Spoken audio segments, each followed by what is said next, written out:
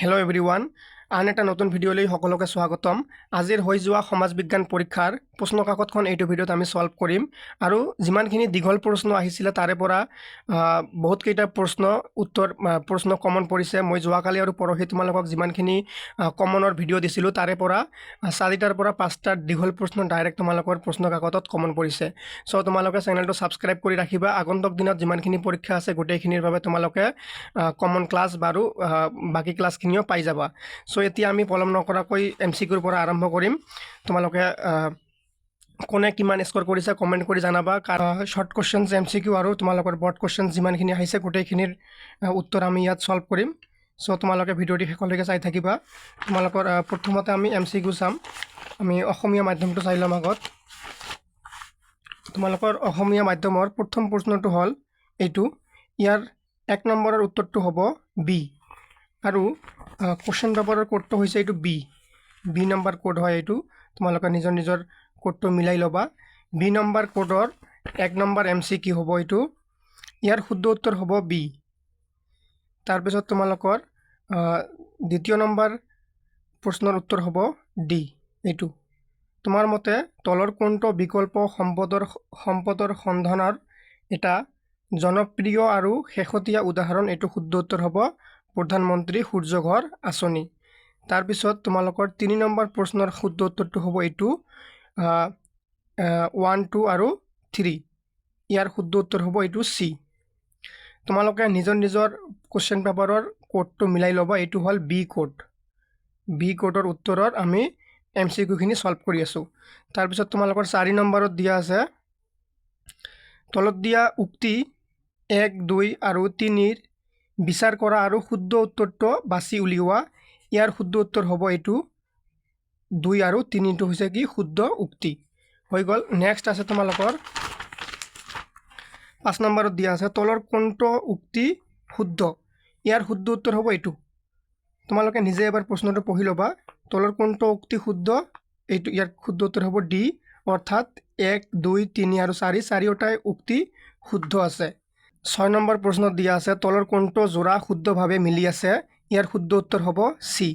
তাৰপিছত তোমালোকৰ 7 নম্বৰত দিয়া আছে ষ্টেটমেণ্ট দিয়া আছে, এটা এজাৰশ্যন আৰু ৰিজনিং দিয়া আছে। এইটো তোমালোকে নিজে পঢ়ি ল'বা। ইয়াৰ শুদ্ধ উত্তৰ হ'ব এ সত্য আৰু আৰ অসত্য হ'ব। ঠিক আছে। তাৰপিছত তোমালোকৰ 4 নম্বৰত দিয়া আছে এইটো প্ৰশ্ন এইটো 8 নম্বৰ হ'ব। 8 নম্বৰ প্ৰশ্নৰ শুদ্ধ উত্তৰ হ'ব এইটো 3 আৰু 4। এইটো হ'ব ইয়াৰ শুদ্ধ উত্তৰ। তোমালোকে প্ৰশ্নবোৰ নিজে এবাৰ পঢ়ি মিলাই ল'বা। মই অকল তোমালোকক উত্তৰ কৰি দিছোঁ, নহ'লে ভিডিঅ'টি অলপ দীঘল হৈ যাব। তাৰপিছত তোমালোকৰ 9 নম্বৰ প্ৰশ্নত দিয়া আছে 9 নম্বৰ প্ৰশ্নৰ শুদ্ধ উত্তৰ হ'ব কাৰ্বন ডাই অক্সাইড আৰু মিথেন।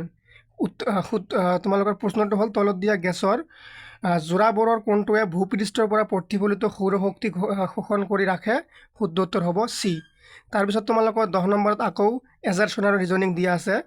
ইয়াৰ শুদ্ধ উত্তৰটো হ'ব এ আৰু আৰ উভয়ে সত্য আৰু আৰ এৰ শুদ্ধ ব্যাখ্যা কৰে। ঠিক আছে। তাৰপিছত তোমালোকৰ 11 নম্বৰ আছে। 11 নম্বৰ প্ৰশ্নৰ শুদ্ধ উত্তৰ হ'ব চি। 11 নম্বৰ প্ৰশ্নৰ শুদ্ধ উত্তৰ কি হ'ব? চি হ'ব। তাৰপিছত তোমালোকৰ নেক্সট 12 নম্বৰ প্ৰশ্ন দিয়া আছে। 12 নম্বৰ প্ৰশ্নৰ শুদ্ধ উত্তৰটো হ'ব বি। ঠিক আছে। নেক্সট প্ৰশ্নত আছে তোমালোকৰ 13 নম্বৰ প্ৰশ্ন। 13 নম্বৰ প্ৰশ্নৰ শুদ্ধ উত্তৰ হ'ব এ। তোমালোকক মই আকৌ কৈছোঁ এই কুৱেশ্যন পেপাৰটোৰ কোড হৈছে বি। যাৰ বি আছে তোমালোকে ডাইৰেক্ট ইয়াৰ পৰা মিলাই ল'ব পাৰিবা। গতিকে 13 নম্বৰৰ প্ৰশ্নৰ শুদ্ধ উত্তৰ হ'ল এ। তাৰপিছত তোমালোকৰ 14 নম্বৰ প্ৰশ্নৰ শুদ্ধ উত্তৰ হ'ল ডি। তাৰপিছত তোমালোকৰ 15 নম্বৰ প্ৰশ্নৰ উত্তৰ হ'ল চি। 16 নম্বৰ প্ৰশ্নৰ উত্তৰ হ'ব তোমালোকৰ এ। 17 নম্বৰ প্ৰশ্নৰ উত্তৰ হ'ব তোমালোকৰ এ।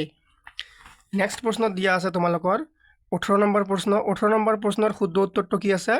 এইটো হ'ব চি। তাৰপিছত তোমালোকৰ 19 নম্বৰ প্ৰশ্নৰ শুদ্ধ উত্তৰটো কি হ'ব? এইটো হ'ব চি। তাৰপিছত তোমালোকৰ 20 নম্বৰ আছে। 20 নম্বৰত দিয়া আছে তোমালোকৰ এ নম্বৰটো হ'ব তোমালোকৰ শুদ্ধ উত্তৰ। নেক্সট দিয়া আছে 21 নম্বৰ প্ৰশ্ন। 21 নম্বৰ প্ৰশ্নৰ শুদ্ধ উত্তৰটো হ'ব তোমালোকৰ ডি। তাৰপিছত তোমালোকৰ 22 নম্বৰ আছে।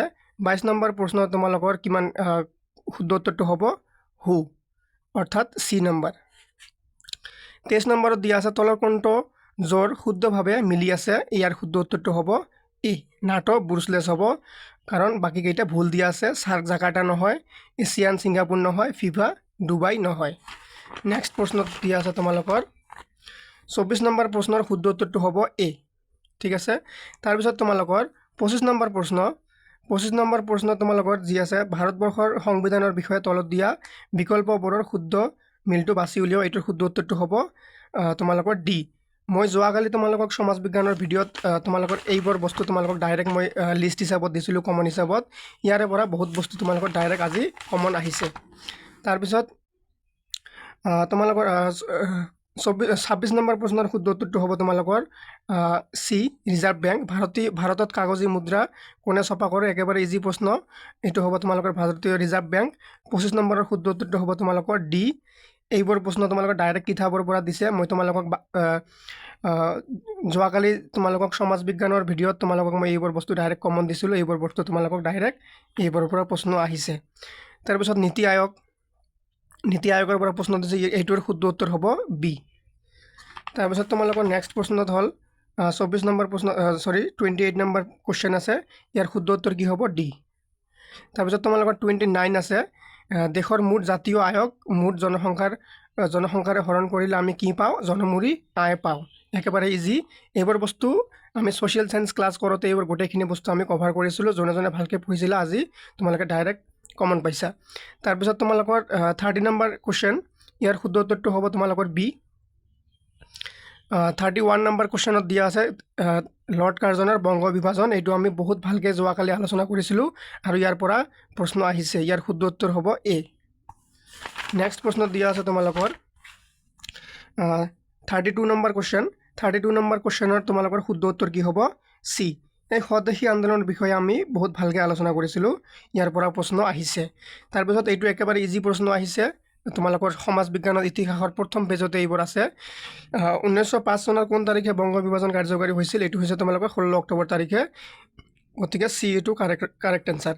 34 নম্বৰ কুৱেশ্যনৰ এনচাৰ হ'ল এইটো ডি। এইবোৰ বস্তু তোমালোকৰ কিতাপৰ পৰা। মই তোমালোকক ছ'চিয়েল চায়েন্স পঢ়াওঁতে তোমালোকৰ যে প্ৰতিটো চেপ্টাৰৰ বা পাঠৰ শেষত মূল কথা বুলি লিখা থাকে, মূল কথাত বাকচৰ পৰা এইবোৰ বস্তু ডাইৰেক্ট উঠাই দিছে। মই তোমালোকক বাৰে বাৰে কৈছিলোঁ মূল কথাখিনি এবাৰ হ'লেও তোমালোকে পঢ়ি যাবা। আৰু এই বস্তুখিনি ডাইৰেক্ট মূল কথাত যিমানখিনি চন দিয়া আছে তাৰ পৰা তুলি দিয়া হৈছে। গতিকে এই 34 নম্বৰ কুৱেশ্যনৰ এনচাৰ হ'ব A. Option A correct answer. 35 number কুৱেশ্যনৰ শুদ্ধ উত্তৰ হ'ব অপশ্যন চি। তাৰপিছত তোমালোকৰ 36 এইটো হৈ গ'ল। 37 আছে। 37ৰ এনচাৰ হ'ব কি? চি।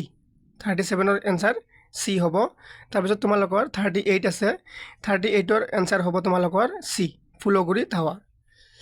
ইয়াত ক্ৰম অনুসাৰে মিলাবলৈ দিছিলে যে তলত দিয়া ঐতিহাসিক পৰিঘটনাসমূহৰ ক্ৰমৰ পৰা পুৰণিৰ পৰা নতুনলৈ সজোৱা সঠিক ক্ৰমৰ বিকল্পটো বাছি উলিওৱা। ৰাইজমেল, তাৰপিছত তোমালোকে মানে প্ৰথমতে কোনটো হৈছে আৰু পিছত কোনটো হৈছে। ৰাইজমেলৰ পিছত ফুলগুৰি ধাৱা হৈছে, পথৰুঘাটৰ কৃষক বিদ্ৰোহ, তাৰপিছত কি হৈছে ৰঙিয়াৰ কৃষক বিদ্ৰোহ। 38টো মই কৈ দিছোঁ, এইটো কাৰেক্ট এনচাৰ হ'ব তোমালোকৰ চি। আৰু 39ৰ কাৰেক্ট এনচাৰ হ'ব চি। তাৰপিছত এতিয়া তোমালোকৰ নেক্সট আছে 40 নম্বৰ কুৱেশ্যন। 40 নম্বৰ কুৱেশ্যনৰ শুদ্ধ উত্তৰ হ'ব ডি। গান্ধীজীৰ কৰিম কিংবা মৰিম শ্লোগান প্ৰধানত কোনটো আন্দোলনৰ লগত জড়িত? এইটো হৈছে তোমালোকৰ ভাৰত ত্যাগ আন্দোলন। 41 নম্বৰ কুৱেশ্যনৰ শুদ্ধ উত্তৰটো হ'ব তোমালোকৰ বি। ঠিক আছে। 42 নম্বৰ কুৱেশ্যনৰ শুদ্ধ উত্তৰটো হ'ব তোমালোকৰ বি। এই প্ৰশ্নটোত বহুতে কনফিউজন হৈছে, কাৰণ ইয়াত সুধিছে যে 1921 চনৰ ফেব্ৰুৱাৰী মাহত গুৱাহাটীত প্ৰথম জাতীয় শিক্ষানুষ্ঠান প্ৰতিষ্ঠা কৰা হৈছিল। ইয়াত সকলোৱে মানে নামটোত ফ'কাছ কৰিছে যে বাল গংগাধৰ তিলক, বিপিন চন্দ্ৰ পাল, লালা লাজপত ৰায়, এই তিনিজন মানুহ অসমৰ বাহিৰৰ মানুহ। ইহঁতেতো শিক্ষানুষ্ঠান প্ৰতিষ্ঠা নকৰিব, অসমৰ মানুহে কোনোবাই কৰিব। সেইকাৰণে সকলোৱে কি কৰিছে? অম্বিকাগিৰি ৰায়চৌধুৰী কৰিছে। কিন্তু নহয়, এইটো স্মৃতিত, মানে কাৰ স্মৃতিত কৰা হৈছিলে? এই জাতীয় শিক্ষানুষ্ঠানটো কাৰ স্মৃতিত কৰা হৈছিলে? এইটো হ'ব তোমালোকৰ বাল গংগাধৰ তিলকৰ স্মৃতিত। এইটো স্মৃতি, এই শব্দটোত তোমালোকে ধ্যান দিলে শুদ্ধ উত্তৰ হৈ গ'ল হয় তোমালোকৰ। চ' এইটোৰ শুদ্ধ উত্তৰ হ'ব বি। 43ৰ শুদ্ধ উত্তৰ হ'ব বাহ, অৰ্থাৎ অপশ্যন এ। তাৰপিছত 44 আছে, অসমীয়া ভাষাৰ আধুনিক ৰূপটো বিকশিত হৈছে। এইটো শুদ্ধ উত্তৰ হ'ব অপশ্যন বি।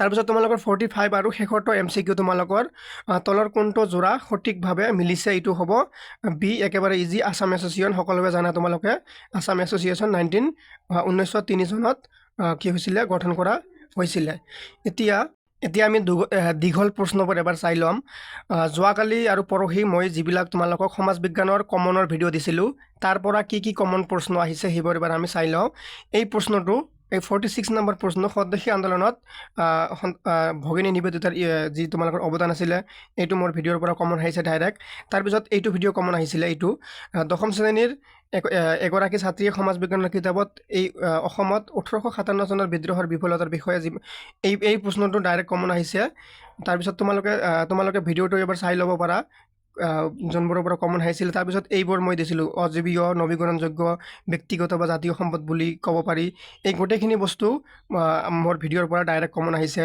শুনক কিয় ব্যক্তিগত বা জাতীয় সম্পদ বুলি কয় এইবোৰ গোটেই বস্তু ভিডিঅ'ৰ পৰা কমন আহিছে তাৰপিছত আৰু কমন আহিছে তোমালোকৰ এইটো প্ৰশ্ন কমন আহিছে এইটো ভাৰতবৰ্ষ আৰু আমেৰিকা যুক্তৰাষ্ট্ৰীয় ব্যৱস্থাৰ মাজত থকা এইটো প্ৰশ্ন কমন আহিছে তাৰপিছত তোমালোকৰ এইটো প্ৰশ্ন কমন আহিছে ঠিক আছে সো ষ্টুডেণ্টছ তোমালোকে যদি চেনেলটো এতিয়াও ছাবস্ক্ৰাইব কৰা নাই ছাবস্ক্ৰাইব কৰি ৰাখিবা আগন্তুক দিনত তোমালোকৰ যিমানখিনি পৰীক্ষা আছে গোটেইখিনিৰ বাবে কমন প্ৰশ্নৰ ক্লাছ তোমালোকে সদায় পাই থাকিবা সো ধন্যবাদ সকলোকে